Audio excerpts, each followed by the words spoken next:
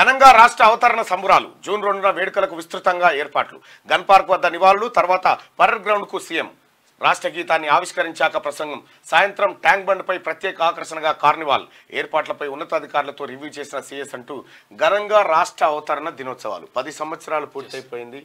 ఈ ఘనంగా తెలంగాణ రాష్ట్ర అవతరణ దినోత్సవాలు జరుపుకుంటా ఉంది. ఈ కార్యక్రమానికి తెలంగాణ రాష్ట్రాన్ని ఇచ్చినటువంటి సోనియా గాంధీ అలాగే మరి కొంతమంది ఉద్యమకారులను ఈ కార్యక్రమానికి ఆహ్వానించబోతా ఉన్నారు. ప్రధానంగా ఇక్కడ తెలంగాణ రాష్ట్ర గీతంగా జయ జయ హే తెలంగాణను తీసుకొస్తా ఉన్నారు.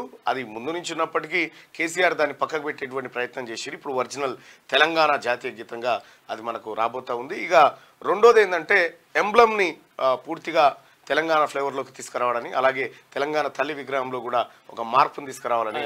మార్పు చేయడానికి కారణం ఏంటి అంటే రాచరికపు పోకడలలో కనిపించకుండా ఉండాలి, తెలంగాణను ప్రతిబింబించాలని చెప్పేసి మార్పు చేస్తున్నారంట. రైట్. ఇక అది అవతరణ దినోత్సవాలకు సంబంధించి